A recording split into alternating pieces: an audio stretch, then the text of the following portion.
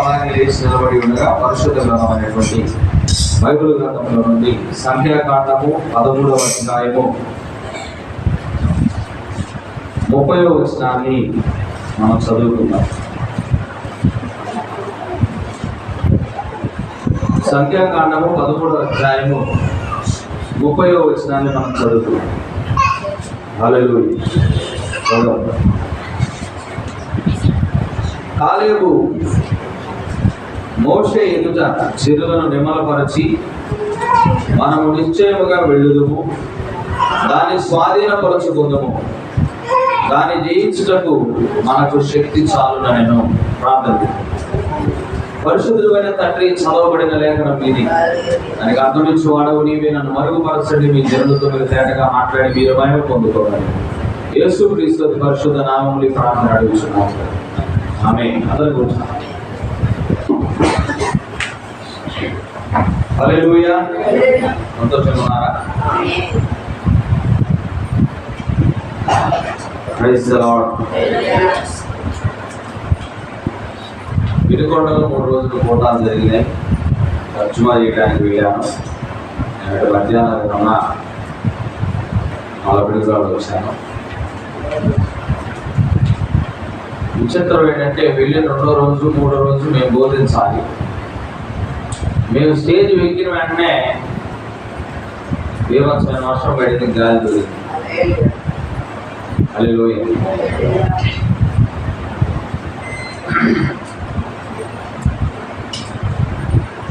Meeting అక్కడ ఆగిపోయింది, వాక్యాన్ని బోధించలేదు. తర్వాత 3వ కూడిక జరిగింది. 3వ కూడిక అద్భుతంగానే జరిగింది. ఇక చాలా మంది విశ్వాసులు రకరకాల మాటలు అనుకున్నారంట. వాళ్ళలో తడుతా ఉండొచ్చు కదా, యూట్యూబ్లో చూస్తున్నాం కదా అనుకున్నారంట. వాస్తవానికి ఇటు పక్క ఒక 20 మంది సేవకులు ఉన్నారు. వర్షం పడగానే వీళ్ళే ముందు రేకుల్లో కూర్చున్నారు. మేము స్టేజ్ మీద ఉన్నవాళ్ళని చెప్పాం, ఏమీ కాదు, ప్రార్థన చేయండి అని. మేము స్టేజ్లో ప్రార్థన చేస్తూనే ఉన్నాం. వీళ్ళందరూ జనాలందరూ కుర్చీలు తిరగదిప్పేసి మళ్ళీ పోయి వాళ్ళు ఆటోల కింద ఎక్కడో నుంచున్నారు. హల్లెలూయా. అలా జరిగింది. పాస్టర్ గారు పాపం నిరాశకు గురయ్యాడు. 3వ కూటం మాత్రం చాలా అద్భుతంగా జరిగింది. సాతానుడు విశ్వాసుల యొక్క జీవితాల్లో ఎలాగ పనిచేస్తాడో, వాడి కార్యాలు ఎలాగ ఉంటాయో, వాడి కుటుంబాలను ఎలాగ వాడు చెదరగొడుతున్నాడో, ఎలాగ విశ్వాసులను దేవుడి దగ్గర నుంచి వారి యొక్క దృష్టిని మళ్ళిస్తున్నాడో, ఇవన్నీ కూడా మాట్లాడాడు. చాలా అద్భుతమైనటువంటి విషయాలు బోధించుకున్నాం. అయితే ఈరోజు నేను కూడా మీతో ఒక చిన్న అంశాన్ని మాట్లాడబోతున్నాను. చదువుకున్నటువంటి లేఖన భాగంలో నుంచి ఈరోజు మన అంశముగా కాదేష్ బర్నేయ అనేటువంటి వర్తమానం ఈరోజు మనం మాట్లాడుకోబోతున్నాం. హల్లెలూయా. ఏమిటి కాదేష్ బర్నేయ? కాదేష్ బర్నేయ అంటే చిన్నపాటి ఓటలో ఉన్నటువంటి స్థలం అంటది. అంటే కాదేష్ బర్నేయ స్థలం అంతా కూడా చిన్నపాటి గ్రామంలా ఉంటుంది. ఆ గ్రామంలో చిన్న చిన్న ఊటలు ఉన్నాయి. ఆ ఊటలలో నుంచి వచ్చేటువంటి నీళ్లు త్రాగి ఆ గ్రామస్తులందరూ జీవించేవాడు. ఎందుకు ఈ యొక్క చదువుకున్నటువంటి లేఖన భాగానికి ఈ కాదేష్ బర్నేయ అనేటువంటి అంశాన్ని ఎందుకు పెట్టాల్సి వచ్చిందంటే, 2 అర్థాలు ఇస్తున్నాయి. ఒక పక్కన నీటి ఓటలు అనేటువంటి అర్థాన్ని ఇస్తూనే, మరొక పక్కన తీర్పు సింహాసనం అనేటువంటి అర్థాన్ని కూడా ఇస్తుంది. అంటే ఇప్పుడు కాదేష్ బర్నేయ అనేది ఒక పక్క దీవెనగా ఉంది, ఒక పక్క శాపముగా ఉన్నది. ఒక పక్క జీవముగా ఉన్నది, ఒక పక్క తీర్పుగా ఉన్నది. హల్లెలూయా. మీ అందరికీ తెలుసు, ఇశ్రాయేలు ప్రజలు 400 సంవత్సరాల పాటు ఐగుప్తు దేశంలో బానిసత్వంలో ఉన్నారండి. ఆ బానిసత్వంలో ఉన్నప్పుడు ఆ ఐగుప్తు దేశపు ప్రజలు వీరి చేత విట్టి చాకరీ చేయించారు. వారి చేత కట్టడాలను కట్టించారు. మట్టి కీలును తొక్కించారు. సరైనటువంటి ఆహారం కూడా వారికి ఇవ్వలేదు. వారి శవములు రాత్రి పగలు తేడా లేకుండా కాల్చివేయబడ్డాయి. వారి శవములు 400 సంవత్సరాల పాటు రాత్రి పగలు తేడా లేకుండా వారి శవాలన్నీ కూడా కాల్చివేయబడ్డాయి. ప్రతిరోజు కూడా దేవునికి వాళ్ళు మొరపెడుతూ ఉన్నారు, ప్రభువా ఈ యొక్క బంధకాల్లో నుంచి మమ్మల్ని విడిపించు, మాకు నీవు ఇస్తానన్నటువంటి దేశాన్ని, మా పితరుడైనటువంటి అబ్రహాముకు వాగ్దానం చేసిన ఆ దేశాన్ని మాకు ఇవ్వు ప్రభువా అని 400 సంవత్సరాల పాటు వాళ్ళు మొరపెడుతూనే ఉన్నారు దేవుడికి. అయితే ఒక రోజు దేవుడు వారి మొరను విన్నాడు. హల్లెలూయా. వారి మొరను విన్న దేవుడు పరలోకము నుండి దిగి వచ్చి వారి కొరకు ఒక విమోచకుడిని పంపించాడు. Praise the Lord. ఆ విమోచకుడి పేరు చెప్పగలరా మీరు? చెప్పండి. మోషే. గొప్ప ప్రవక్త, దేవుడితో ముఖాముఖిగా మాట్లాడిన వాడు. Praise the Lord. దేవుడి దగ్గర నుంచి ధర్మశాస్త్రాన్ని తీసుకొచ్చినటువంటి వాడు. నా ఇల్లంతటిలో కూడా నమ్మకస్తుడు అని దేవుడి దగ్గర నుంచి సాక్ష్యం పొందినవాడు. హల్లెలూయా. అలాంటి ఒక సేవకుడిని పంపించాడు. ఆ సేవకుడు వెళ్ళి 400 సంవత్సరాల పాటు బానిసత్వంలో ఉన్నటువంటి ఇశ్రాయేలు ప్రజలను దేవుని యొక్క అద్భుతముల ద్వారా, దేవుని యొక్క సూచక క్రియల ద్వారా ఐగుప్తు దేశంలో ఉన్నటువంటి ప్రజలందరినీ కూడా బానిసత్వంలో నుంచి బయటికి నడిపించాడు. హల్లెలూయా. అయితే ప్రియమైనటువంటి దేవుని పిల్లలారా, ఈ ఇశ్రాయేలు ప్రజలు అలాగా అరణ్యంలో నడుచుకుంటూ ప్రయాణం చేస్తా వచ్చి కాదేష్ బర్నేయ అనేటువంటి స్థలం యొద్దకు రాగానే జనులందరూ కూడా డీలా పడిపోయారు. జనులందరూ కూడా బాధపడిపోతున్నారు. ఇక ఏమంటున్నారంటే, మేము దీనిని చేయలేము. ఆ దేవుడు మాకు ఇస్తానని చెప్పినటువంటి ఆ దేశం నిండా కూడా గొప్ప గొప్ప ప్రజలు ఉన్నారు. ఆ ప్రజలను మేము ఓడించి ఆ దేశమును మేము స్వాధీనపరచుకోలేము అని చేతులు ఎత్తేసారు వాళ్ళు. మరి ఆ 400 సంవత్సరాల పాటు వాళ్ళు బానిసత్వంలో ఉన్నప్పుడు ఎవరు కూడా వారిని ఆదరించే వాళ్ళే లేరు కదా. వారి బాధను చూసి దేవుడు ఒక విమోచకుడు పంపించి అనేకమైనటువంటి అద్భుతాలు అక్కడ చేశారు కదా. ఆ అద్భుతాలను చూసి వాళ్ళు ఆనందించారు కదా. వాళ్ళకు ఎదురుగా ఏమొచ్చినా కూడా అది నిలబడలేదు కదా. ఎర్ర సముద్రం అడ్డొచ్చినా కూడా దాన్ని దేవుడు 2 పాయలుగా చేసి ఆరిన నేలను వారి కొరకు ఏర్పాటు చేసి దాన్ని దాటించాడు కదా.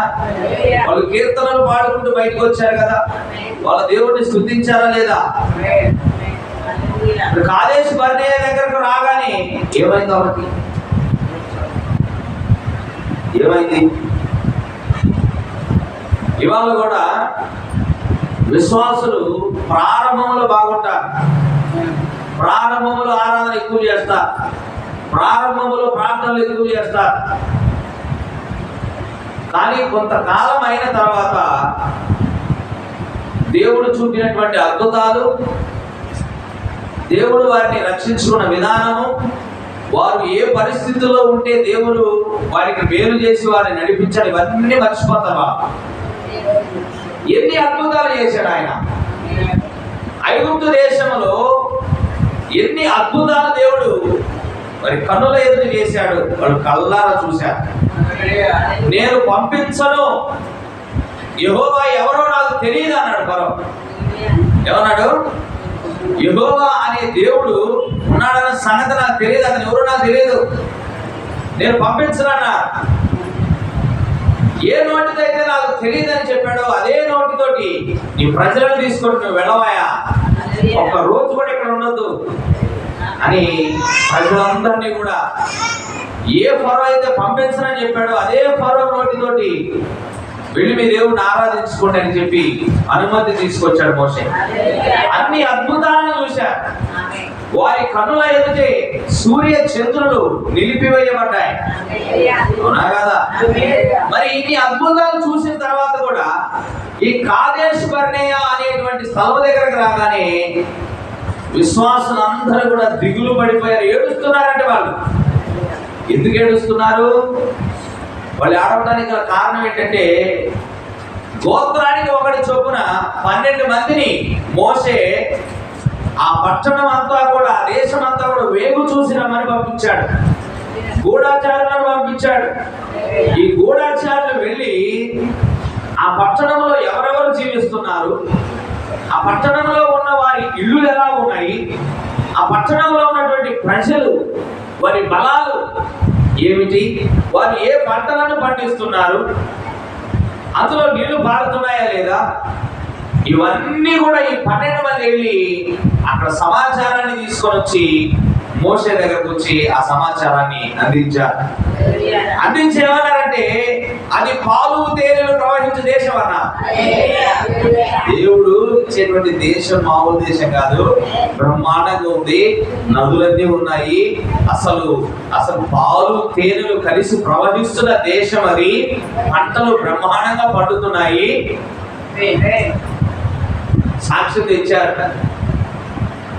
సాక్ష్యముగా అక్కడ పండేటువంటి ద్రాక్షలను తీసుకొని వచ్చారు.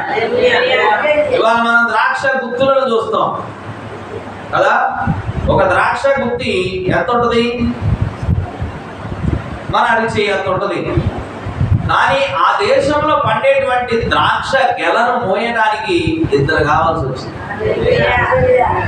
కాలేబు యెహోషువలు వారి భుజం మీద ఒక కర్రను వేసుకొని, ఆ కర్రకు ఈ ద్రాక్ష గెలను వేలాడేసుకొని మోషే దగ్గరికి తీసుకొని వచ్చి ఆ ఫలాలను చూపించారట. చూడు, ఈ ద్రాక్ష గెల ఎంత ఉందో చూడని చూపించారు. అంత బలమైనటువంటి పంట పండేటువంటి భూమిని దేవుడు వారికి ఇస్తానన్నాడు. అయితే కాదేశ్ బర్నేయ దగ్గరకు రాగానే కాలేబు యెహోషువలు తప్పక మిగతా 10 మంది ఉన్నారు కదా, ఈ 10 మంది ఏం చెప్పారో చూద్దాం. ఆ దేశం చూడటానికి బ్రహ్మాండంగా ఉంది. పంటలు బాగా పండుతున్నాయి, నదులు బాగా ప్రవహిస్తున్నాయి, అంత మామూలుగా లేదు అసలు. అయితే హల్లెలూయా, అయితే ఆ దేశంలో ఉన్న ప్రజలు మామూలు ప్రజలు కాదు. వారు చాలా ఎత్తుగా ఉన్నారు.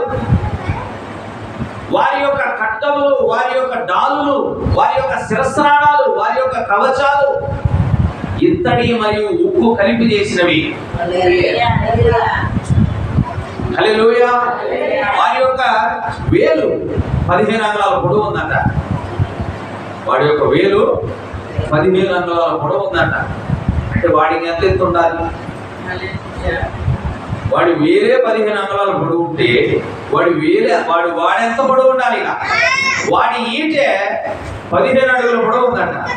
వాడు పట్టుకున్న ఈటె, ఆ దేశంలో ఉండేటువంటి ఆ శత్రువులు పట్టుకున్న ఈటె 15 అడుగుల పొడవు ఉందట. వాళ్ళ మీదకు వెళ్ళి సామాన్యులైనటువంటి వాళ్ళు ఓడించగలరా? ఈ 10 మంది తీసుకొచ్చారు సమాచారం. అమ్మో, వాళ్ళని ఓడించలేము, వాళ్ళ దృష్టిలో మనం మిడతలలాగా ఉన్నామన్నారు. వాళ్ళు ఎదుట మేము మిడతలలాగా ఉన్నామయ్యా మోషే, ఇది మా వల్ల కాదు. ఎప్పుడైతే ఈ సమాచారం అందిందో జనులందరూ కూడా దిగులు పడిపోయారు. అవిశ్వాసం వచ్చేసింది. దేవుడు లేడా అక్కడ? ప్రవక్త లేడా? వాక్యం లేదా? అద్భుత కార్యాలు చేయలేదా? అవన్నీ చూసుకొని వీళ్ళు ఏమంటున్నారు? మేము దాన్ని చేయలేము, we can't do it. అవిశ్వాసం అనేటువంటి సమస్య వచ్చింది ఆ ప్రజలలో. అందుకే ప్రవక్త కూడా ఏమంటున్నాడో చూద్దాం. ఇవాళ సంఘాలలో అద్భుత కార్యాలు, ఆశ్చర్య కార్యాలు జరగకపోవడానికి గల కారణం ఏంటో తెలుసా? మాస్టర్ అంటారు. ఎవరండి? ఎవరు చెప్పండి? ఆశ్చర్య కార్యాలు, అద్భుత కార్యాలు జరగకపోవడానికి గల కారణం ఏంటి? మాస్టర్ అంట. కల్లో కూడా అనుకో, అలా చెప్పలేదా? దాంతో మీకు సంతోషాన్ని కలిగిద్దామని అలా చెప్పారు. ఇవాళ సంఘములో ప్రవక్త అంటున్నాడు, దాన్ని మాస్టర్ మీద మోపొద్దు. ఎందుకంటే ఒక్కొక్కడు అంటాడు చండాలుడు. వాడు ఎందుకు చండాలుడు అంటున్నానంటే వాడు సరిగా ఉండడు, వాడు ఎదుటోళ్ళ మీద నిందలేస్తా ఉంటాడు. నిన్న కోట వర్షం పడి ఆగిపోతే ఒక అతను వచ్చాడు, మాస్టర్ గారి దగ్గరికి వచ్చాడు. మాస్టర్ గారికి బాగా తెలుసాడ. మాస్టర్ గారు వర్షం పడగానే మీరు కాసేపు దిగిపోయారండి, నువ్వు ఎక్కడ ఉన్నావు అని అడిగినావు. మేము మా ఊరు వెళ్తున్నానండి, వర్షం పడుతున్నా. నువ్వు లేకుండా నేను ఏం చేస్తాను?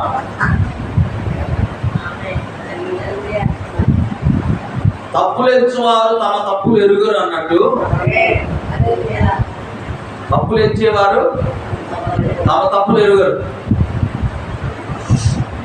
ట్రాన్స్లేషన్ చేస్తుంటే వెనకాల కూర్చున్న వాళ్ళకు జనాల వాళ్ళకు ఒక పదం అర్థమైంది వాళ్ళకి, అదే కరెక్ట్ అనుకోని దాన్ని ఆ నుంచి చెబుతా ఉంటారు. అతనే ఇక్కడికి వచ్చి ఎందుకు చేయకూడదు కదా, అవునా కదా? అంటే వేలెత్తి చూపడం చాలా సులువు. ఇంకొకరు ఏమడుగుతారంటే, దేవుడే ఉంటే ఒక గుంటోడిని తెస్తా స్వస్థపరచు, దేవుడే ఉంటే గుంటోడిని తెస్తా స్వస్థపరచు. బైబిల్ చెప్తుంది ఒక స్వస్థత చెయ్యాలి అంటే ఆ బలహీనుడికి విశ్వాసం ఉండాలి అని. రక్తస్రావం కలిగినటువంటి స్త్రీ స్వస్థపడిందంటే ఆమెకు విశ్వాసం ఉన్నది. ఆమె ఏమన్నా తెలుసా, ఆయన నా మీద చెయ్యి వేసి ప్రార్థన చేయడం కాదు, ఆయన మాట పలికినా, ఆయన వస్త్రపు చెంగుని ముట్టినా నేను బాగుపడతాను అనుకుంది. అంత విశ్వాసం ఉందా ఈరోజు? మరి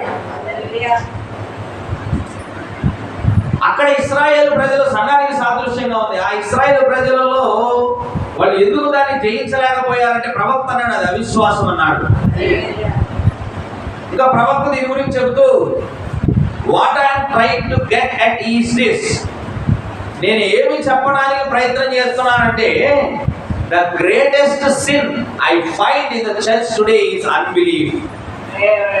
సంఘములో నేను కనుగొన్న అత్యంత గొప్ప పాపం ఏంటో తెలుసా, అది అవిశ్వాసం అంటున్నాడు ప్రవక్త. That's the only sin there is. వినాలి, సంఘములో చెబుతున్నాడు ఆయన, సంఘములో ఉన్న గొప్ప పాపం ఏంటంటే అవిశ్వాసం అనే పాపం ఉందట. వ్యభిచారము, పొగ తాగటము, మద్యం సేవించడము ఇవన్నీ పాపం కాదు. వీటన్నిటికంటే పెద్ద పాపం ఏంటంటే దేవుణ్ణి విశ్వసించకపోవడమే పెద్ద పాపం అంటున్నాడు. ఎందుకంటే ఇవన్నీ జరిగించేది ఎవరంటే అవిశ్వాసులే. ఒకడు మద్యం సేవిస్తున్నాడంటే వాడు ఎందుకు సేవిస్తున్నాడంటే వాడికి దేవుడు భయం లేదు. పొగ తాగుతున్నాడంటే వాడు ఎందుకు తాగుతున్నాడు, వాడికి దేవుడు భయం లేదు. దేవుణ్ణి విశ్వసిస్తే అవన్నీ చేయడు వాడు. వింటున్నారా? దేవుని యందు విశ్వాసం ఉంచితే దేవుని సన్నిధికి రాకుండా ఉండడు అతను. వింటున్నారా? అయితే సంఘములో అత్యంత భయంకరమైన పాపము ప్రవక్త కనిపించిందంట. ఏంటదంటే అది అవిశ్వాసం అంటున్నాడు. There is no other sin but unbelief. అవిశ్వాసము కంటే గొప్పదైన పాపము మరొకటి లేదంటున్నాడు. ఏదంట అత్యంత గొప్పదైన పాపం ఏంటి? దేవుణ్ణి నమ్మకపోవటమే అత్యంత గొప్పదైన పాపం. నువ్వు అనొచ్చు, నేను ఎవరికి హాని చేయనుగా, నేను ఎవరిని నోరు జరిపోలేదు మాట అన్నాను కదా, ఎవరి దగ్గర ఒక రూపాయిని తీసుకోను కదా, ఎవరి గురించి నేను చెప్పను కదా, నేను పరిశుద్ధంగా గూట్లో పెట్టిన బొమ్మలాగా బాగానే ఉంటున్నాను కదా. నువ్వు అనొచ్చు, అయినా నువ్వు పాపివి. ఎందుకంటే నువ్వు దేవుణ్ణి విశ్వసించట్లేదు. ఇంకొకళ్ళు అంటారు దేవుడి దగ్గరకు రారు, దేవుడి సన్నిధికి రారు, దేవుడి యొక్క వాక్యాన్ని వినరు, దేవుడు అంటే ఆమె దూరంలో ఉంటారు. వాళ్ళు అంటారు, నేను ఎవరికి హాని చేయట్లేదు, నాకు ఎవరు అవసరం లేదు, నేనే పాపం చేయట్లేదు అంటారు, నేను నీతిగా బ్రతుకుతున్నాను అంటారు. కానీ బైబిల్ చెప్తుంది నీ నీతి మురికి గుడ్డ వంటిది. బైబిల్ చెప్తుంది నీ నీతి మురికి గుడ్డ వంటిది. వాళ్ళ ప్రవక్త రూఢిగా చెప్తున్నాడు, సంఘములో అత్యంత గొప్పదైన పాపం ఏంటంటే అది అవిశ్వాసం. అసలు ప్రవక్త అంటాడు, ఎంత గొప్ప చీకటి ఆవరించిందంటే సంఘానికి, అది నేను మాటల్లో చెప్పలేను అంటున్నాడు. సంఘములో ఎంత గొప్ప చీకటి ఆవరించి ఉన్నదంటే అది నేను మాటలలో చెప్పలేను.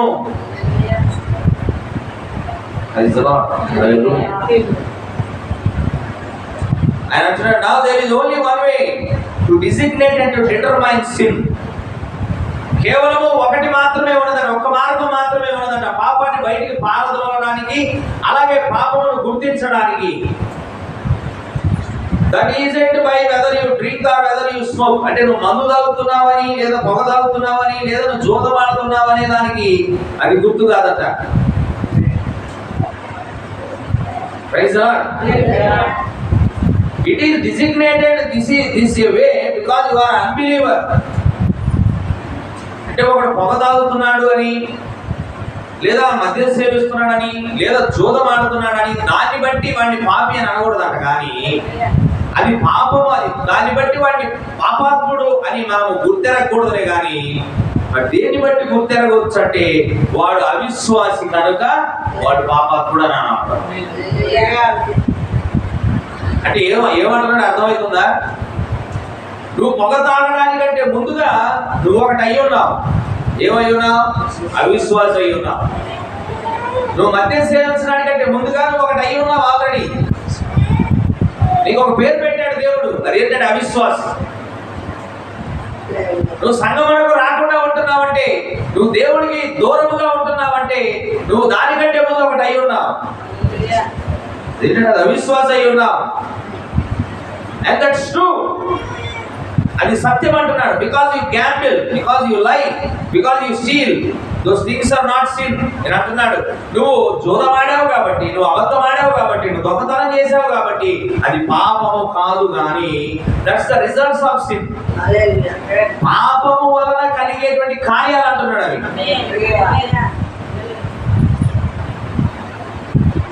అసలు మూలమైన పాపమే చెబుతున్నాడు ఆయన. నువ్వు దేవుణ్ణి నమ్మకపోవడమే పాపం అంటున్నాడు.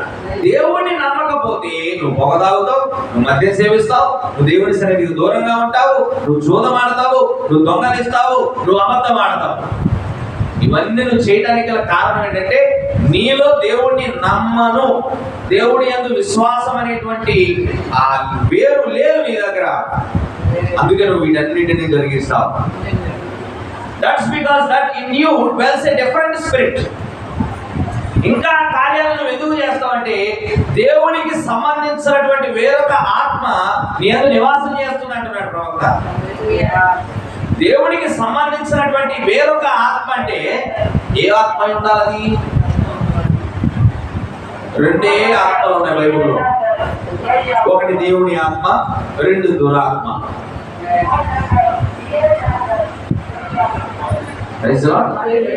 ఒక స్త్రీ ఒళ్ళు కనిపించేటట్టు బట్టలు వేసుకొని వెళ్తుందంటే అది దేవుని ఆత్మ కాదట. ఆమె ఏమనుకుంటుంది? నేను చాలా అందంగా ఉన్నాను, నా అందాన్ని అందరూ చూడాలనుకుంటారు. కానీ బైబిల్ గ్రంథంలో గెరాసేనుల ప్రాంతంలో ఒకడు వస్త్రాలే లేకుండా తిరిగాడు. ఆ ఆత్మ అన్నాడు ప్రవక్త. దెయ్యం పట్టినోడు ఒంటి మీద బట్టలు ఉంచుకోడు. మరి ఏమో కూడా అలాగే చేస్తుందంటే దాని అర్థం ఏంటి? ఏమో కూడా ఎవరున్నారు? నేను చెప్పడం కాదు, దేవుని ఆత్మ అయితే ఒళ్ళు కప్పుకోమని చెప్పింది. దురాత్మ అయితే అక్క ఏంటంటే తింటున్నారు.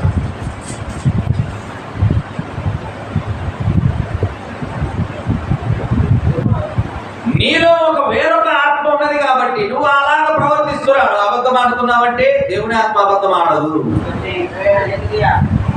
దొంగలిస్తున్నావంటే దేవుని ఆత్మ దొంగలించదు. దేవుని సన్నిధికి దూరంగా ఉంటున్నావంటే దేవుని ఆత్మ అలాగా చేయదు.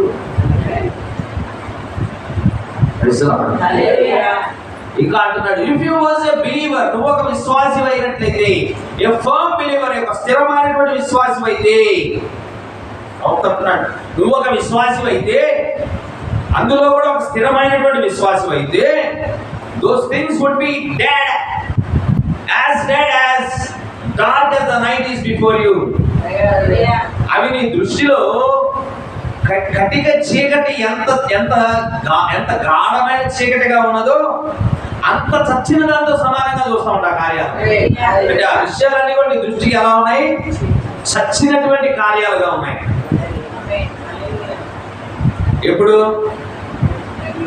ఎప్పుడంటే నీవు ఒక విశ్వాసం అయినప్పుడు, నువ్వు నిజంగా దేవుని యందు విశ్వాసం ఉంచుతున్నప్పుడు ఈ లోక సంబంధమైనటువంటి కార్యాలు ఏవైతే ఉన్నాయో అవన్నీ కూడా నీ దృష్టికి ఎలా ఉంటాయండి? చచ్చిన కార్యాలలాగా ఉంటాయంట. వాటిలో నీకు జీవము కనపడదు, సంతోషము కనపడదు. ఇంకా అంటున్నాడు, those things are attribute of unbelief. నువ్వు అవి చేస్తున్నావంటే అవి అవిశ్వాసంలో ఉన్నటువంటి గుణ లక్షణాలు అంటున్నాడు. హల్లెలూయా. అర్థమైందా? కొంతమంది సంఘానికి వస్తారు, విశ్వాసులని చెప్పుకుంటారు, పాటలు పాడతారు, చప్పట్లు కొడతారు, బ్రహ్మాండమైన విధానంలో వాళ్ళు మేము విశ్వాసంలో అని గొప్పగా చెబుతారు. కానీ ఒక్కసారి ఇక్కడ నుంచి బయటికి వెళ్ళగానే మామూలు అయిపోతారు. మళ్ళా లోకం ప్రవేశిస్తుంది. దేవుడే గుర్తుకురాడు వాళ్ళ బయటికి వెళ్ళగానే. వారి గురించి ప్రవక్త ఏమని అడుగుతుంటాం? Could you imagine a pig? ఒక పంది గురించి ఎప్పుడన్నా ఆలోచించారా అంటున్నాడు. ఒక పంది గురించి ఎప్పుడన్నా ఆలోచించారా అంటున్నాడు. The pig will go to the pile of manure. పంది మలము కుప్ప దగ్గరికి వెళ్తుంది, పెంట కుప్ప దగ్గరికి వెళ్తుందంట. అది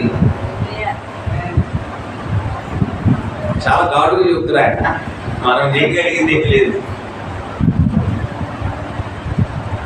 ఒక పంది ఎక్కడికి వెళ్తుంది? పెంట కుప్ప దగ్గరికి వెళ్ళి అండ్ హీ విల్ ఈట్. దానికి తింటదంట. I don't blame him. అది అలా తింటుంది అని నేను దాన్ని నిందించను. హీఈస్ ఎ పిగ్. అదొక పంది.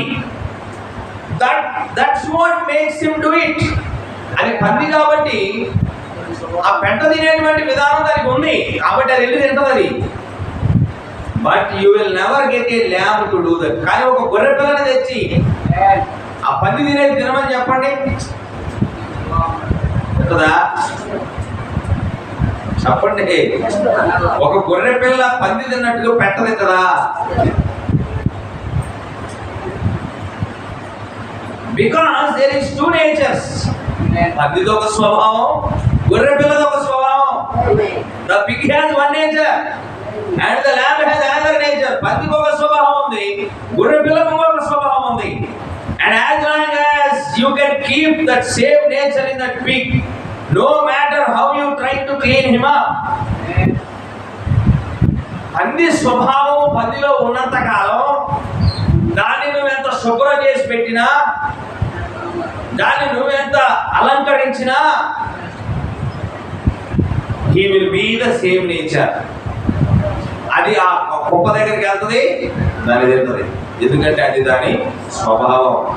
Because he is a Pig to begin with. అది ప్రారంభం నుంచి అదే దాని స్వభావం అదే.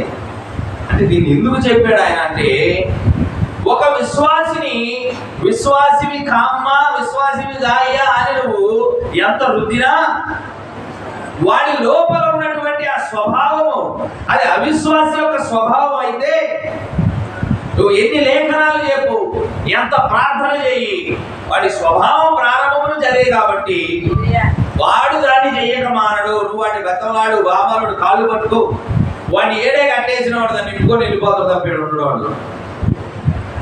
ఎందుకని? స్వభావం ప్రవక్త చెబుతున్నాడు. Praise the Lord. Hallelujah. And therefore a lot of times we take people and bring them to church. చాలా సమయాలలో మన ప్రజలను సంఘాల్లో తీసుకొస్తావా లేదా? ఫోటో జరిగినప్పుడు జనాలకు చెప్తావా లేదా? కొత్త వాళ్ళని కూడా ఆహ్వానిస్తావా లేదా? మేక్ ద మెంబర్స్, సంఘ సభ్యులుగా చేస్తామంట. when they never become saved, వాళ్ళు రక్షించబడకపోయినా సభ్యులుగా ఉంటారంట. వాళ్ళు ఎందుకని అలాగా?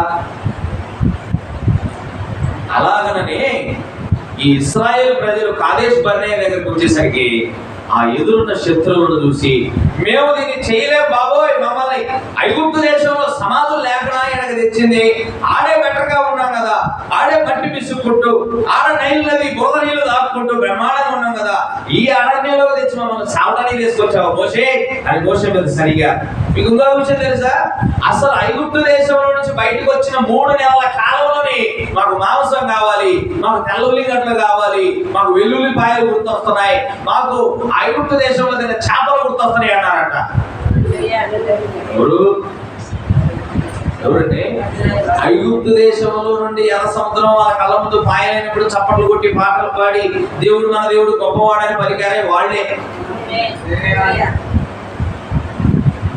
ఐగుప్తులో ఉన్నప్పుడేమో మట్టి దొక్కుకుంటూ ఏడుస్తూ, అయ్యా మమ్మల్ని కనికరించాయా, మమ్మల్ని కాపాడాయని ఏడ్చిన వాళ్ళు స్వతంత్రం వచ్చినాక దేవుడు దేవదూతలు తినే ఆహారాన్ని ఇచ్చాడు వాళ్ళకి. అని వాళ్ళు ఏం కోరుకున్నారు? తినేది ఇది. అసలు ఐగుప్తు దేశంలో వెల్లుల్లిపాయలు ఉన్నాయి, మాకు గుర్తొస్తున్నాయి అవి. ఐగుప్తు దేశంలో ఉల్లిగడ్డలు గుర్తొస్తున్నాయి. ఐగుప్తు దేశంలో ఆ నైలు నీళ్ళు ఎంత బాగుంటాయో. దేవుడేమో వీళ్ళకి బండలో నుంచి నీళ్ళు ఇస్తున్నాడు, వాళ్ళకి ఏం గుర్తొస్తున్నాయి? ఆ నైలు నది ప్రవక్తనంటే బురద నీళ్లు గుర్తొస్తున్నాయంట వాళ్ళకి. వింటున్నారా?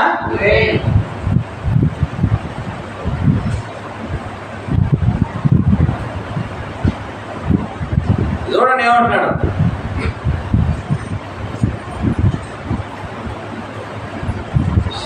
They wanted the garlic pots. Hallelujah. వెల్లుల్లిపాయలు గుర్తొచ్చినాయంట వాళ్ళకు.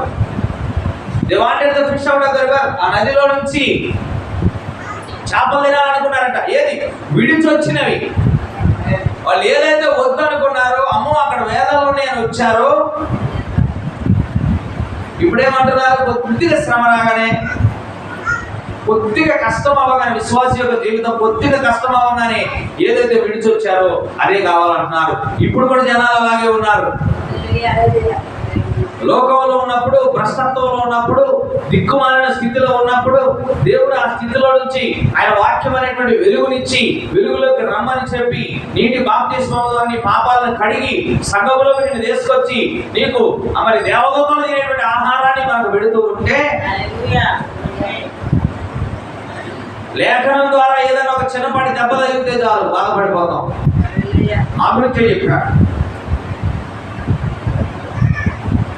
ఏదైనా ఒక చిన్నపాటి శ్రమ కష్టం వచ్చిందంటే చాలు లోకమే బాగుంది. లోకంలో ఉన్నప్పుడైతే బ్రహ్మాండంగా జీవించారు. లోకంలో ఉన్నప్పుడైతే 4 ఇల్లు కట్టాయి, ఇప్పుడు 4 ఇల్లు పోయినాయి. అక్రమంగా సంపాదించింది ఏది మన దగ్గర ఉండదు. ఒక ఏఎస్ఐ గారు మనకు గెలిచాడు, ఈస్టర్ దగ్గర కూర్చొని మాట్లాడుతున్నాం. ఆయన కూడా విశ్వాస వాక్యం మాట్లాడుతున్నాడు. ఒక మాట చెప్పాడు, 3 లక్షలు లంచం తీసుకున్నా నేను, దానికి 2 అంతలు అయింది హాస్పిటల్ బిల్లు అన్నాడు ఆయన. ఏమన్నాడు? తీసుకున్న లంచం ఏమో 3 లక్షలు అంట, మరి హాస్పిటల్లో పడ్డాడు. తర్వాత ఎంత ఖర్చు అయింది అన్నాడు, అని డబుల్ అయిందా? కొలిచిన కొలత చొప్పునే నీకు కొలవబడును. నువ్వు నీతిగా జీవించినప్పుడు, ఎవరిది ఆశించకుండా జీవించినప్పుడు, ఎవరి మీద నీ నోరు పారేసుకున్నప్పుడు దేవుడి కాపుదల మన మీద ఉంటుంది. మనకు నోరు ఉండదు కదా అని నోరు పారేసుకుంటా ఉంటాం చాలా సార్లు. మంచి పద్ధతి కాదు అది. వీళ్ళకు చిన్న శ్రమ వచ్చింది, వాళ్ళ జనాలను చూడగానే కష్టం అనిపించింది వాళ్ళకి. అమ్మో దీన్ని జయించలేము. వెంటనే వాళ్ళకి ఏం గుర్తొచ్చింది? పాతకాలం. A man, no matter how much you try to pretend, when it comes to a strain, a man will show his best and worst points under strain. Hallelujah. నువ్వు ఎంత క్రైస్తవుడివి అని కనపరచుకోవడానికి ప్రయత్నించినా ఒక ఒత్తిడి కలిగిందంటే నీలో ఉన్న బలహీనతలు బయట పెడతావు, నీలో ఉన్నటువంటి శ్రేష్టతను కూడా, అంటే మంచి విషయాలను కూడా బయట పెడతావట. హల్లెలూయా, హల్లెలూయా. నిజమే కదా అది. ఏదన్నా ఒక ఒత్తిడి వచ్చినప్పుడే కదా మనం బయట పెట్టేది. చెప్తున్నట్టు నువ్వు ఎంత క్రైస్తవుడిగా కనపడటానికి నువ్వు ప్రయత్నం చేసినా ఒక చిన్నపాటి ఒత్తిడి రాగానే రెండు విషయాలు బయట పెడతామంట. నీలో ఉన్న మంచి బయట పెడతామంట, నీలో ఉన్న చెడు కూడా బయటకు వస్తుందంట. Take a Christian some time, ఒక క్రైస్తవుని తీసుకోండి and put him under a strain, ఒక ఒత్తిడిలో పెట్టండి వాడిని. వాడు ఎలాగ ప్రవర్తిస్తాడో చూడండి, దాన్ని బట్టి చెప్పొచ్చంట వీడు ఎలాంటి వాడు. హల్లెలూయా, హల్లెలూయా. ఒక ఒత్తిడి రాగానే సంఘానికి ఆగిపోతున్నావు అంటే నువ్వేంటో కనబడుతుంది అది. ఒక ఒత్తిడి రాగానే దేవుడికి దూరం అవుతున్నావు అంటే నీ స్వభావం అర్థమవుతుంది అని నేను చెబుతున్నానా? నేను చెప్తున్నానమ్మా. Everybody can go good, everybody can praise the Lord. While the Holy Spirit is falling in a congregation of people, ప్రతి ఒక్కరు కూడా మంచిగానే వెళ్తారంట, ప్రతి ఒక్కరు కూడా దేవుని స్తుతిస్తారంట. పరిశుద్ధాత్ముడు సంఘం మీద పడినప్పుడు ప్రతి ఒక్కళ్ళు కూడా దేవుణ్ణి స్తుతిస్తారంట. కానీ ఇక్కడ అంటున్నాడు, బట్ లెట్ ట్రబుల్ అరైజ్, ఒక సమస్య లేచిందంటే అక్కడ ఏం సంభవిస్తుందో చూడు అంటున్నాడు. Watch what happens then. ఇవంతా వీళ్ళు ఎందుకు ఆ మాంసాపేక్ష కోరుకుంటున్నారు, ఎందుకు ఇలా తిరగబడుతున్నారు అంటే ప్రవక్త చెప్పాడు, వాళ్ళు ఐగుప్తు దేశం నుంచి బయలుదేరి బయటకు వచ్చేటప్పుడు వాళ్ళల్లో కొంతమంది మిశ్రమ జనాంగం కూడా వచ్చారట. ఎవరు వాళ్ళు? మిశ్రమ జనాంగం. హల్లెలూయా. అందరూ ఉన్నారా? ఉన్నారా? ఈ మిశ్రమ జనాంగం వచ్చినప్పుడు ఈ మిశ్రమ జనాంగము పక్కన జడగొడుతున్నారట. మాంసం బాగుండేది కదా, ఐగుప్తు దేశంలో చేప కూర భలే ఉండేది కదా, అక్కడ ఉల్లిగడ్డ దొరికి, దోసకాయ దొరికేది, కూరాకులు దొరికి, తెల్లగడ్డలు దొరికి, ఇక్కడికి వచ్చిన తర్వాత ఒకే రకమైన ఫుడ్ దొరుకుతుంది కదా. కాబట్టి మాంసాన్ని అడుగుదాం, ఏమైంది? చిన్న చిన్నగా వెనకకు జారిపోతూ వచ్చారట. ఇవాళ కూడా మనము కూడా దేవుడి మీద సనుగుతున్నామంటే, దేవుడి సన్నిధికి రాలేకుండా ఉన్నామంటే, ఒక కఠినమైనటువంటి మాటను మనము చేర్చుకోలేకపోతున్నామంటే ప్రవక్త అంటున్నాడు దానికి కారణం మనలో మిశ్రమం ఉండటం వల్ల అంటున్నాడు. అంటే అవిశ్వాసము ఉంది, విశ్వాసము కూడా ఉంది. ఇలా రెండు కలిపి ఉండటం వల్లనే మనం అలాగ ప్రవర్తిస్తున్నాం అంటున్నాడు.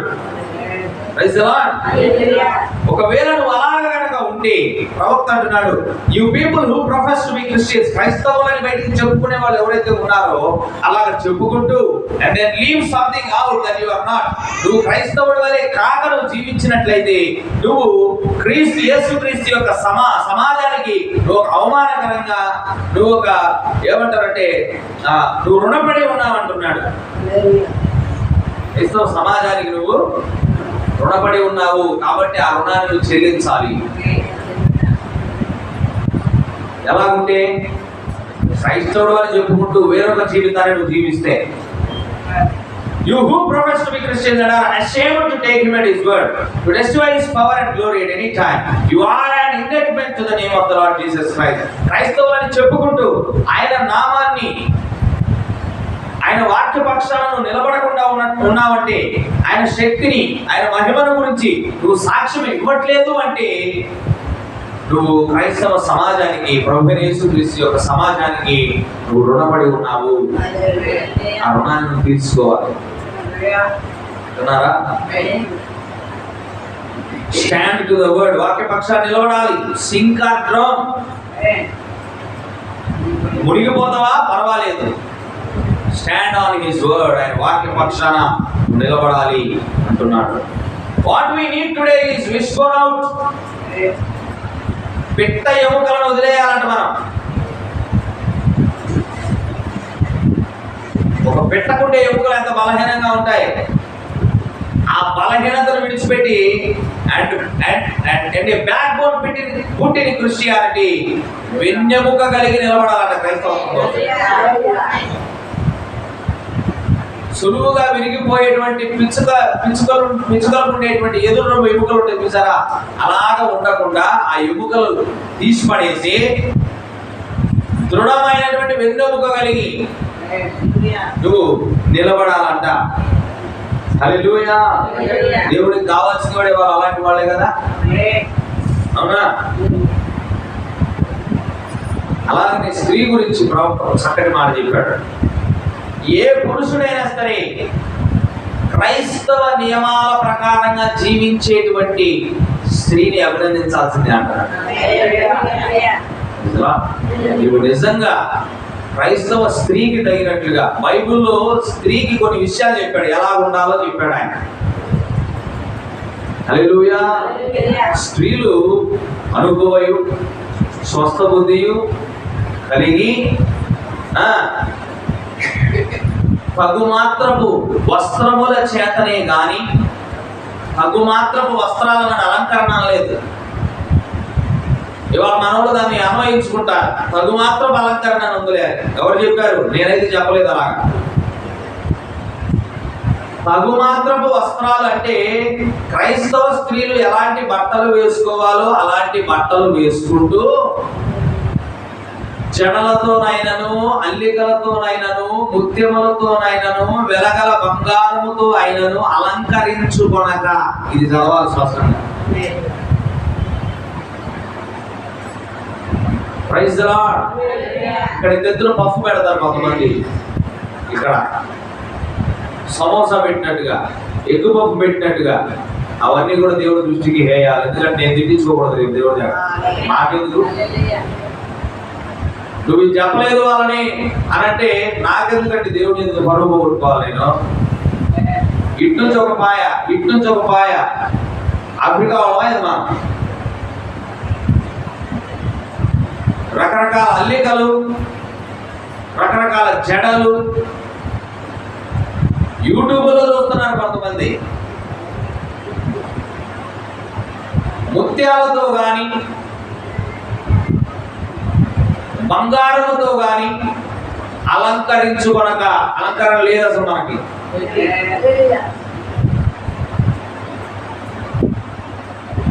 మరి వేరొక రకంగా అలంకరించుకోమన్న బైబిల్ మళ్ళా. అది ఎలాగంటే సత్క్రియల చేత అలంకరించుకోవాలంటారు. సత్క్రియలు అంటే మంచి కార్యాలు. మంచి చేయి, ఎంతోటికి మంచి చేయి, ఎంతోటికి మంచి చెప్పు, మంచి మాట్లాడు, విశ్వాసము కనపరచు, సద్గుణము కనపరచు, సాత్వికము కనపరచు, ఆశా నిగ్రహము కనపరచు. Praise the Lord.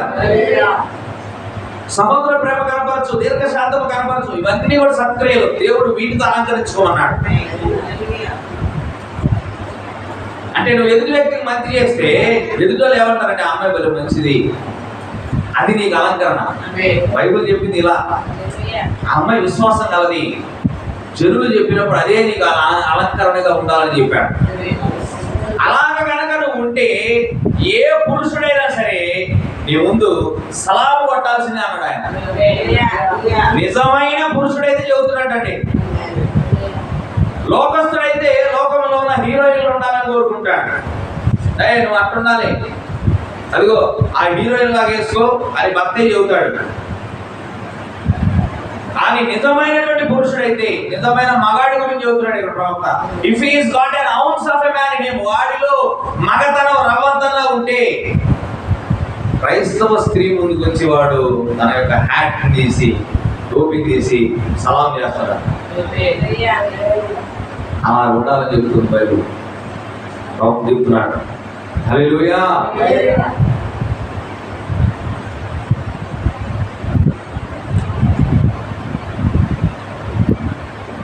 ఆ సంఘం వాళ్ళు బాగుంటారు, ఈ సంఘం వాళ్ళు బాగుంటారు, ఈ సంఘం బోధ బాగుంటది, ఆ సంఘం బోధ బాగుంటది. వాళ్ళు చెప్తున్నారు బయట చాలా మంది. ప్రవక్త అన్నాడు, ఒక మనిషి అంట పరలోకం వెళ్ళిన తర్వాత ఆ పరలోక గుమ్మం దగ్గరికి వెళ్ళగానే టికెట్ ఒకటే కదా పరలోకానికి, టికెట్ ఒకటి పట్టుకొని పోవాలి. కానీ ఈ మనుషుడంట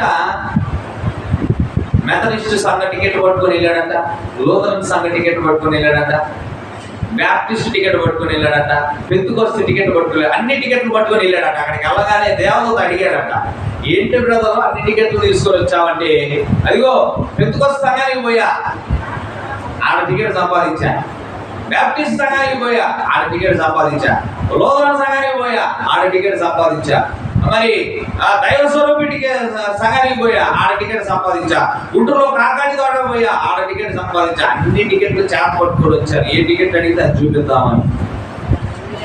అదేవతో అడిగాడట, పరిశుద్ధాత్మ టికెట్ చూపించాను. నువ్వు అన్ని టికెట్లు పట్టుకొని వచ్చావు బాగానే ఉంది, పరిశుద్ధాత్మ అనే టికెట్ ఏదని అడిగాడా. ఇదేంటి అసలు ఈ టికెట్ గురించి నాకు తెలియదు అన్నాడు. ఓ ఇప్పుడు ఎడపక్కకు పో అన్నాడు. సంఘ సిద్ధాంతాల ప్రకారంగా మనం జీవిస్తే మనకు పరలోకము రాదు.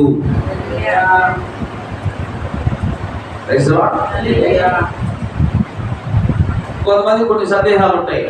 అక్కడ ఏమీ లేకపోతే అంత లక్షల మంది ఎందుకు వెళ్తున్నారు?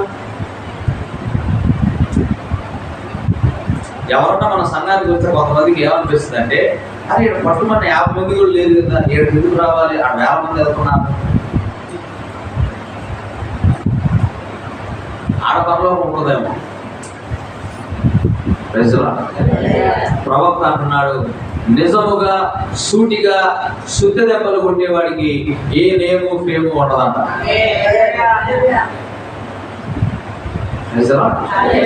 యేసు ప్రభు సంఘం ఎంతో మరి, యేసు ప్రభు కంటే గొప్ప ప్రసంగికుడు ఎవరు ఉన్నారు ప్రపంచంలో? ఆయన చనిపోయే టైంకి ఆయన సంపాదించుకున్న సంఘం 120 మంది. మరి లక్షల మంది ఎందుకు రాలేదు? ఆయన నిజమైనడు కాదా? యేసు ప్రభు నిజమైన వాడా కాదా? మరి ఎందుకు 120 మంది? ఎందుకంటే ఆయన నలుపుని నలుపు అన్నాడు, తెలుపుని తెలుపు అన్నాడు. ఇందాక ఒక ప్రశ్న చేశాను, ఆశీర్వాద పండుగలు అంటున్నారు, 1000 మంది వెళ్తున్నారు. ఎంతమంది ఆశీర్వదించి బయటకు వస్తున్నారు కోటీశ్వరులుగా? ఆ ప్రశ్న లేదు. ఆశీర్వాద పండుగలు అంటున్నారు. గుడిసెలో గోచితో వెళ్ళినోడు గోచి చూడగొట్టుకొని వస్తున్నాడు బయటికి. ఆడికి వెళ్తే కట్టుకున్న గోచి కూడా ఉడపించుకొని పంపిస్తున్నారు వాడిని. ఒక ఆయన అంటున్నాడు, ఒక ఆత్మను రక్షించాలంటే 20,000 రూపాయలు కావాలంట.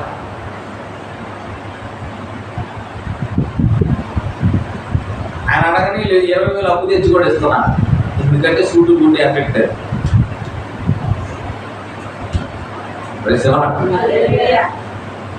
విమానంలో నుంచి దిగేవాడికి విమానానికి తగ్గట్టే కాను పెడతాను. నేను చూశాను కళ. కారులో దిగేవాడికి కారుకు తగ్గట్టే కానుక, బస్సు ఎక్కువ కాలు నడకలు వచ్చేటప్పుడు వాడికి తగ్గట్టే కానుక. నేను చూశాను జనాల్లో.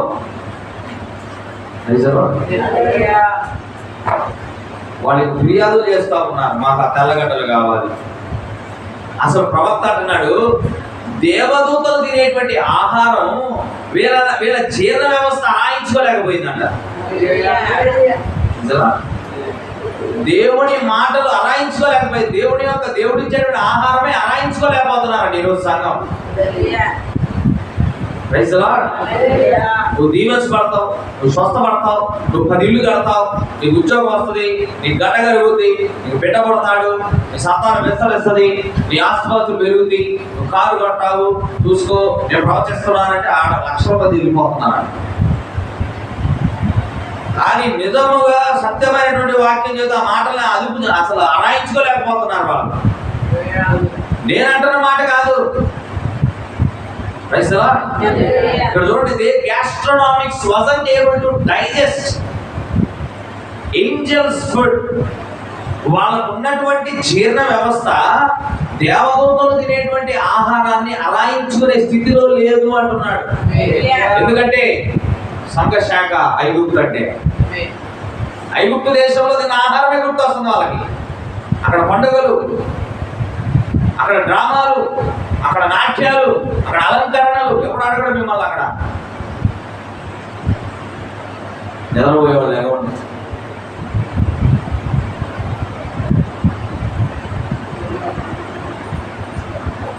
ఆ ఐగుప్తులో తిన్నటువంటి ఆహారం గుర్తొస్తుంది వాళ్ళకు. అంటే అది హాయిగా ఉంది వాళ్ళకు కడుపుకి, ఆ చేపలు. కానీ నిజమైన వాక్యం దగ్గరకు వచ్చేసరికి అరాయించుకోలేకపోతున్నారు, కష్టమైపోతుంది వాళ్ళకు. హల్లెలూయా. నేను చెప్తుంది కాదు, ప్రవక్త చెప్తున్నాడు. కాబట్టి ఇప్పుడు వాళ్ళకు మందు కావాలంటున్నాడు. ఆ మందు ఎవరంటే దట్స్ డాక్టర్ జీసస్ ప్రిస్క్రిప్షన్. అయితే ఆ అరాయించుకోలేనటువంటి వాళ్ళకు యేసుక్రీస్తు దగ్గర మందులు కావాలట. కాబట్టి ఆయన దగ్గరకు రావాలి. Praise Lord. ఇవాళ విశ్వాసులు అంటున్నారంట పాస్టర్ తోటి, పీపుల్ సే, ప్రజలు అంటున్నారు, oh preacher you are too narrow minded. ఓ మొదలుడా, నీ మనసు విశాలంగా లేదు, ఇరుకుగా ఉంది అంటున్నారంట. నీ మనసు ఎలా ఉంది? చాలా ఇరుకుగా ఉంది. అన్నిటినీ పట్టుబడి చెబుతున్నావు నువ్వు. You take all the pleasures away from the church. సంఘములో ఉన్నటువంటి ఆనందాలన్నిటినీ తీసివేసావు. కొన్ని సంఘాల్లో పిల్లల చేత డ్యాన్సులు వేపిస్తున్నారు. నా దగ్గర డ్యాన్సులు వేయి. స్త్రీల సమాజాలని ఒక స్త్రీ నిలబడి బోధిస్తా ఉంది, పాటలు పెట్టుకుని డ్యాన్సులు వేస్తున్నారు. అయ్యి మన సంఘంలో క్రిస్మస్ అనేది పెద్ద నక్షత్రం పెడుతున్నారు. మనమేది? డ్రామాలు ఏమి మన దగ్గర? ఏసఐ వేసి వేసి ఒక బాలుడు, వేరొంది వేసి వేసి ఒక అతను, ఒక పిల్లలు వేసి వేసి ఒక అతను, మరేందు తల్లిలాగా చీరగట్టి ఒక ఆమె. ఇవన్నీ అవన్నీ ఉంటాయి కదా ఆనందాలు. అవన్నీ లేవు, వాటన్ని తీసేచ్చా. When you go to preaching against these kind of things and that kind of a thing, అలాగా నువ్వు కఠినమైనటువంటి విధానం, ఇలాగ మాటలు నిజాలన్నీ చెప్పుకుంటూ పోతే ప్రజలు ఏమంటున్నారంట, ఓ బోధకుడా నీ యొక్క బుర్ర చాలా ఇరుకుగా ఉంది, విశాలంగా లేదు అని ప్రవక్త అన్నాడు. A born again church of the living God wants to hear the gospel. కానీ తిరిగి జన్మించినటువంటి యేసుక్రీస్తు యొక్క సంఘం అయితే సువార్తను వినడానికి ఇష్టపడుతున్నారు. ఇవాళ మనం ఎక్కడ ఉన్నామో చూసుకోవాలి. వాడు అంటాడట, నిజముగా తిరిగి జన్మించిన వాడైతే, దేవుడి మూలముగా జన్మించిన వాడైతే ఏమంటాడంటే, మనుషుడు రొట్టె వలన మాత్రము కాదు గాని దేవుడి నోట నుండి వచ్చి ప్రతి మాట వలన మనిషి జీవించును అంటాడట. యేసుక్రీస్తుని వెంబడించిన వారు చాలా మంది ఉన్నారు. కొంతమంది రొట్టెల కోసం వెంబడించారు ఆయన్ని, మనం చూసాం చాలాసార్లు. ఆయన ఎక్కడికి పోయినా వీళ్ళు వచ్చారంట. అయితే ఒకసారి ఆయన కనిపించలేదంట వాళ్ళకి. అసలు ఊళ్ళు వెతుకుతున్నారంట. వెతుకుతా ఉంటే సముద్రం ఒడ్డున ఉన్నాడట ఆయన నిలబడి. ఈ జనాలు ఎత్తుకుంటూ వచ్చిన వాళ్ళని అడిగారట ఆయన్ని, ఏంటి ప్రభువా మీకోసం ఎంత ఎత్తుకుతున్నాం, మీ మాటల కోసం అని అంటే ఆయన అన్నాడట, మీరు నా దగ్గరికి నా మాటల కోసం కాదు, నేను ఉచితంగా ఇచ్చే రొట్టెల కోసం వస్తున్నారు కదా అని అన్నాడట. అటు చెబుతూ వస్తారా అటు చెబితే మరి ఆయన చెప్పాడు, వింటున్నారా? అది నిజమైనటువంటి విశ్వాసులైతే మనిషి రొట్టె వలన కాదు జీవించేది, దేవుడి నోటి నుండి వచ్చి ప్రతి మాట వలన మనిషి జీవిస్తాడు. ఇంకొంతమంది ఎలా ఉంటారు చెప్తా, వర్తమానంలో మేము ఎందుకు వచ్చా తెలుసా, అన్ని గొప్ప గొప్ప పదవులు విడిచిపెట్టి వచ్చామని చెబుతారు. చెప్పకూడదట.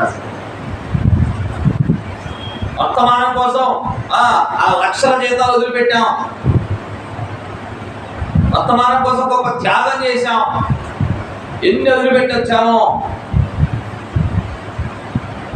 అలాగనే చెప్పారంటే వీళ్ళు కూడా మాంసం కావాలన్నోళ్ళు. ఐగుప్తు దేశంలో మా పదవి ఎందుకు తెలుసా, నేను మేస్త్రిని, నేను అది చేసేవాడిని, నేను ఇది చేసేవాడిని, నాకు ఏదో 30 మంది ఉండేవాళ్ళు, అక్కడ ఉన్నప్పుడే బాగుంది, ఇక్కడ వచ్చిన తర్వాత కూడా వాళ్ళు అదే చెబుతున్నారట.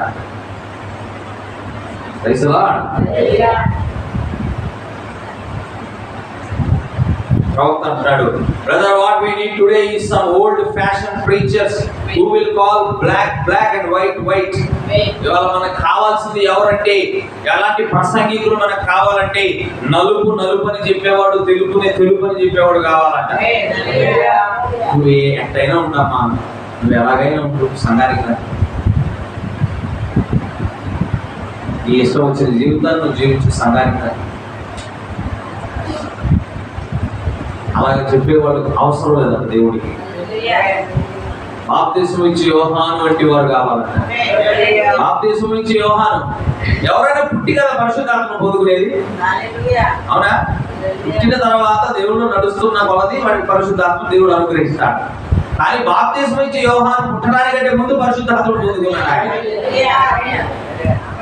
అంత గొప్ప దైవజనుడు. స్త్రీలు కలిగినటువంటి నరులలో యోహాను కంటే గొప్పవాడు ఎవరు కూడా లేరు. 9 సంవత్సరాల వయసులో లేదా 13 సంవత్సరాల వయసులో ఆయన అరణ్యంలో వెళ్ళిపోయాడు దేవుడి పని నిమిత్తం. 30 సంవత్సరాల వయసులో వచ్చాడు తిరిగి. హల్లెలూయా. ఆయన వచ్చి నిలబడి ఏమన్నాడు, ఏమని బోధించాడు ఆయన? ఆయన దగ్గరికి బాప్తిస్మం పొందడానికి వస్తున్నారు కొంతమంది. వాళ్ళని చూసి ఏమన్నాడు తెలుసా? సర్ప సంతానమా అన్నాడు. సర్ప సంతానం అంటే అచ్చ తెలుగులో చెప్పాలంటే, అరే పావులు పుట్టిన వాళ్ళారా అన్నాడు. మీ తండ్రి పావులకు పుట్టారా మీరు మీకు కూడా చెప్పింది మారు మనసు పొందమని. మారు మనసుకు తగిన ఫలాన్ని ఫలించండి అన్నాడు.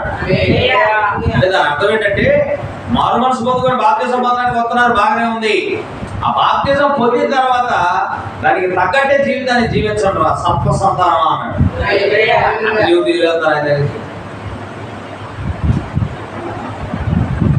ఎవరు వెళ్తారు?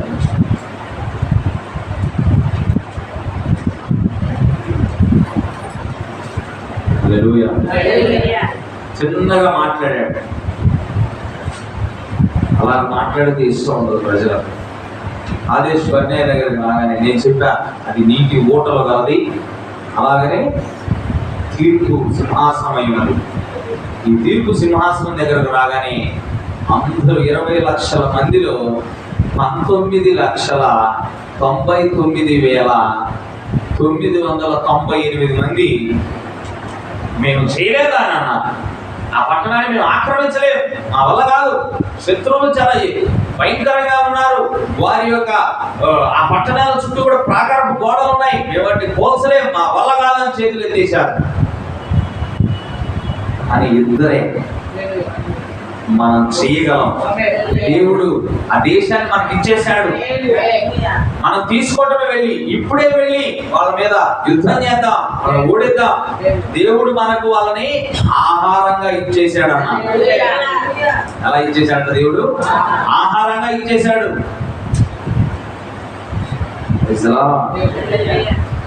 విన్నారా?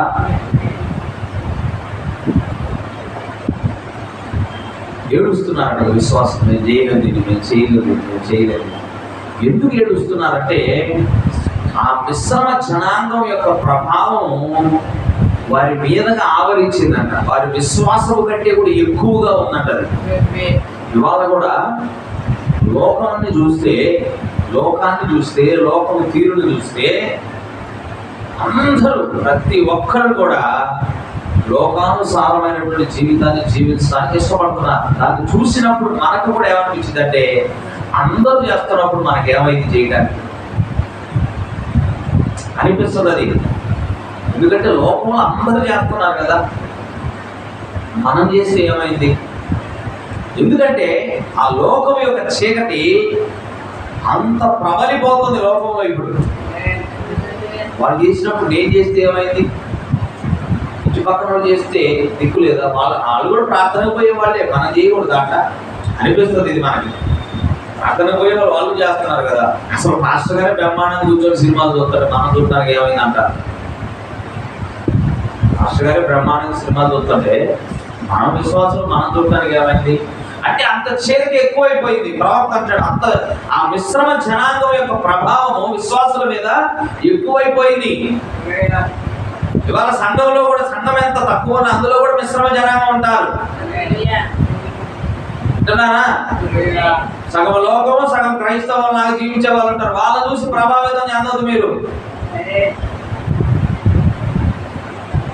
ఆమె ప్రారంభం నుంచి సంఘానికి పోతుంది, ఆమె నచ్చినట్టు ఆమె జీవిస్తుంది, మేము కూడా అలాగే జీవించాలి. అట్లాంటి ప్రేరణ మీరు తెచ్చుకోవద్దు. వాక్యం చెబితే చేయండి, లేకపోతే లేదు.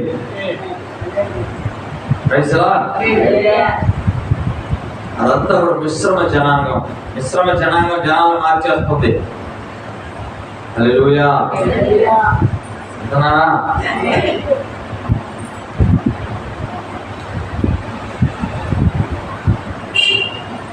ఇది ప్రవక్త చివరిలో అంటున్నాడు, బ్రన్హామ్ టబర్నికల్ has got to make up its mind.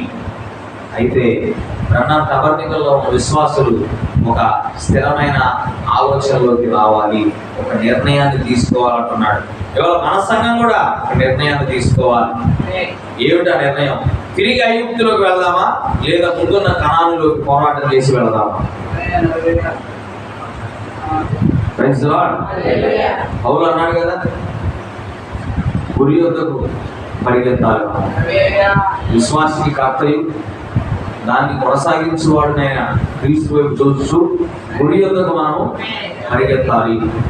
సులువుగా చిక్కులు పెట్టేటువంటి పాపమును విడిచి, ప్రతి భారము విడిచి,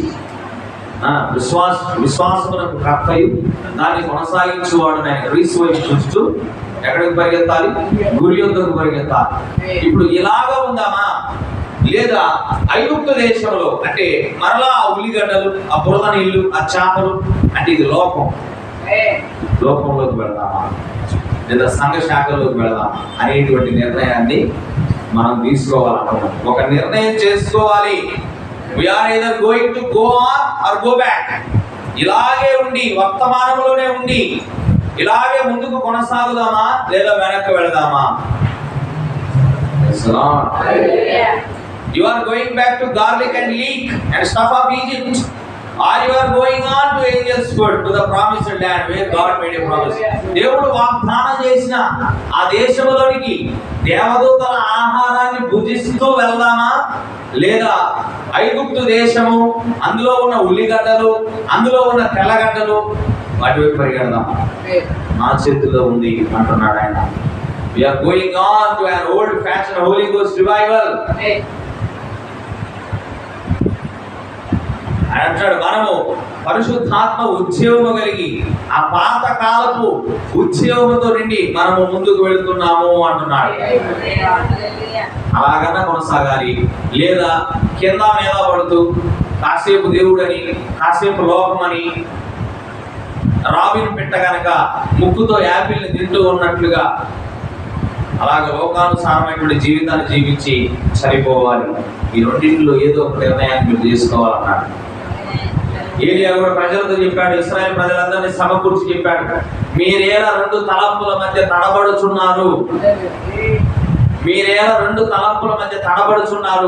యెహోవా దేవుడైతే ఆయన నమ్మండి, లేదా బయలుదేవుడైతే బయలుదేవుడిని విశ్వసించండి అని చెప్పాడు. రెండు తలంపుల మధ్యలో ఉన్నామని చెబుతున్నాడు. కాదేశ్ బర్నేయాలో ఉన్నాం మనం. నీటి బుగ్గలు కావాలన్నా దొరుకుతున్నాయి, తీర్పు కావాలన్నా దొరుకుతుంది. రెండింటి ఏది కావాలి మనకు? ఆదేశ్ బర్నేయాకు రెండు అర్థాలు ఉన్నాయి. నీటి బుగ్గలు గల ఊరది, అలాగే తీర్పది. రెండు కూడా దేవుడి సన్నిధిలో నుంచి రావాలి ఒక సంఘానికి. ఈ నీటి బుగ్గలు అంటే ఒక పెద్ద నీరు పారేటువంటి జల ప్రవాహం ఉందంట ఆదేశ్ బర్నేయాలో. ఈ జల ప్రవాహంలో నుంచి నీటి బొగ్గల్లో నీళ్ళు వస్తాయంట. ప్రవక్త ఒక చక్కటి పోలిక చెప్పాడు ఇక్కడ. ఆ నీటి బొగ్గలన్నీ కూడా చిన్న చిన్న సంఘాలంట. నీరు దేవుడి సన్నిధిలో నుంచి వస్తుందంట. దీన్ని వద్దనుకుంటేనేమో తీర్పు కూడా సింహాసనం నుంచి రావాలి. ఏది కావాలి కోరుకోమంటున్నాడు. మనం కలిగి ఉన్నటువంటి విద్య సమాజాన్ని రక్షించదని చెప్తున్నాడు.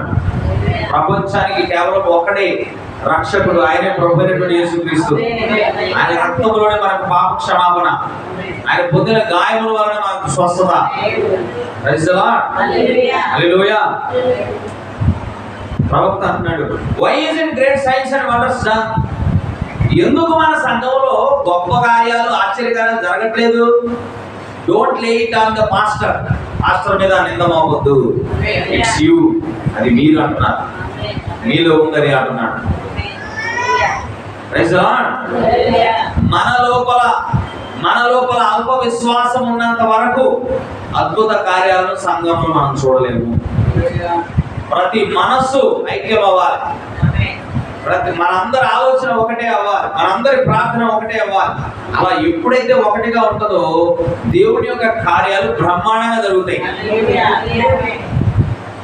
అలాగనే పరిపూర్ణమైనటువంటి క్రైస్తవుడిగా అయిపోవాలి. మన వేషధారణ మారాలి, మన మాటలు మారాలి.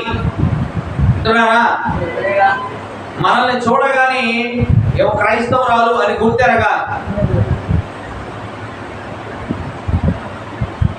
ఒక సంఘానికి వెళ్ళి వస్తుందంట, హ్యాండ్ బ్యాగ్ ఇచ్చుకొని వెళ్ళిందంట. చర్చ అయిపోగానే హ్యాండ్ బ్యాగ్లో బైబిల్ పడేసింది, వెళ్తుంది. ఎదురొచ్చే వాళ్ళు అడిగారంటే, ఏ గుడికి పోయి వస్తున్నామమ్మా? వెంకటేశ్వర స్వామి గుడిగా? ఏ గుడికి పోయి వస్తున్నాం అని అడిగారు. అక్కడ ఉండకూడదు. మనం చూడగానే ఆ కొండకు పోయి వస్తున్నారు అన్నట్టు ఉండకూడదు మనం. అవునా కదా? ఏ గుడికి పోయి వస్తున్నాం? సాయిబాబా గుడిగా? ఏ గుడికి పోతున్నాం? అట్లా ఉండకూడదు మనం. మీరు చూడగానే ఈ చేతిలో బైబుల్ లేకపోయినా నువ్వు క్రైస్తవురాలు కదండి, భవనాలని చెప్పాలి.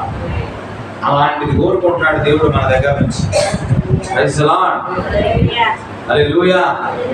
ప్రవక్త అంటాడు, నువ్వు పాపిగా ఉన్నా పర్వాలేదు, ఇప్పుడు నువ్వు పాపిగా ఉన్నా పర్వాలేదు, ఒక నిర్ణయానికి రా అంటున్నాడు. నువ్వు వ్యాధి గలదానివిగా ఉన్నా పర్వాలేదు, ఒక నిర్ణయానికి రా. ఎందుకంటే కాదేశ్ బర్నయాలు ఎక్కువ సమయం లేదు. ముందుకు వెళ్ళడమా, వెనక్కి వెళ్ళడమా? Praise the lord. నీటి బొగ్గలలో నీళ్లు తాగాలనుకుంటున్నావా, లేదా తీర్పు పొందుకోవాలనుకుంటున్నావా? నిర్ణయం నీ చేతిలోనే పెట్టాడు. ఎందుకంటే కాదేశ్ బర్నయ అంటే అది తీర్పు అయి ఉన్నది. తీర్పు అది. ఒక నిర్ణయానికి ఈ రోజే రావాలి. ఒక మనిషి సంఘంలోకి వచ్చేటప్పుడట, చర్చిలోకి వచ్చేటప్పుడు ప్రవక్త చెప్తున్నాడు, ఒక మనిషి లోనికి వచ్చి బయటికి వెళ్ళేటప్పుడు ఒకటి మంచివాడిగా, ఉత్తమమైన వాడిగా అయినా వెళ్తాడట, లేదా వచ్చిన స్థితి దిక్కుమాలిన స్థితి అయితే తిరిగి వెళ్ళేటప్పుడు అంతకంటే దిక్కుమాలిన స్థితిలో వెళ్తాడట. రెండు జరుగుతాయి అంట. ఒకటి సంఘంలో వచ్చి మెరుగైన స్థితిలో అయినా వెళ్తామంట బయటికి, లేదంటే ఇంకా దిగదారిన స్థితిలో వెళ్తామంట. ఈ రెండు జరుగుతాయి.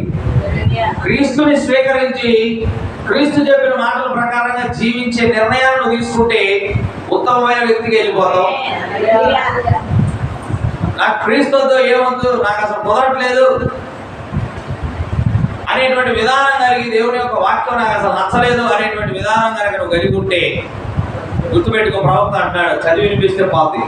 You will either go out of the door a better man or women that you come in.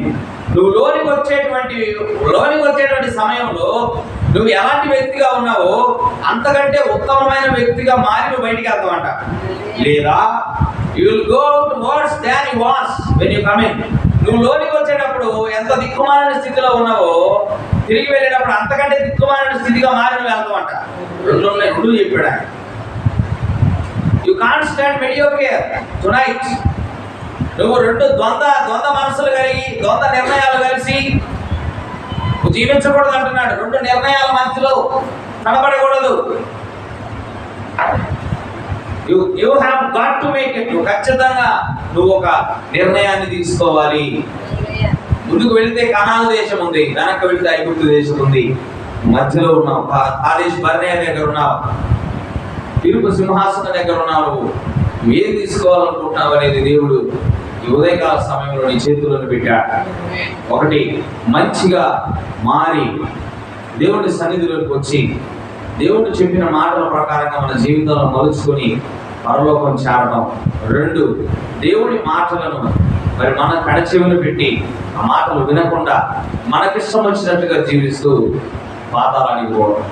రెండు కూడా మన చేతుల్లోనే పెట్టాడు. కాదేశ్ బర్నయ దగ్గర ఉన్నాం, తీర్పు సింహాసనం మీద ఉన్నాం. జీవము కావాలన్నా దొరుకుతుంది, తీర్పు కావాలన్నా దొరుకుతుంది. రెండు కూడా మీ చేతుల్లో పెట్టాడు. మోషే అన్నాడు కదా, జీవ మరణములు మీ ముందు ఉంచాను, జీవమునే కోరుకోమని చెబుతున్నాను అన్నాడు మోషే. యెహోషువ అన్నాడు, ఇదిగో మీ ముందు రెండు నిర్ణయాలు పెట్టాను. నేను నా కుటుంబం అయితే యెహోవానే సేవిస్తాం, మీ ఇష్టం వచ్చిన మీరు ఆరాధన చేసుకోండి అని చెప్పాడు. ఏలియా ఏమన్నాడు, 2 తలంపుల మధ్య మీరు ఉండొద్దు, యెహోవా దేవుడా బయలు దేవుడా, ఏది కరెక్ట్ అయితే దాన్ని మీరు వెంబడించండి అని చెప్పాడు. ఇవాళ మనం నిర్ణయం చేసుకోవాలి. ఉంటే పరిపూర్ణ క్రైస్తవురాలుగా ఉండటానికే మనం ప్రయత్నం చేయాలి. మన వేషధారణ కానీ, మన మాటలు కానీ, మన చేష్టలు కానీ అన్నీ కూడా ఉంటే అలా ఉండాలి. లేదంటే మారుకోవాలి. భక్తిని మారుకోవాలని చెబుతున్నాడు ఇక్కడ. రాజీ పడేది ఏం లేదని. హల్లెలూయా. దేవుడి యొక్క పరిశుద్ధమైన మాటలు హృదయంలో ముద్రించుకున్నాను.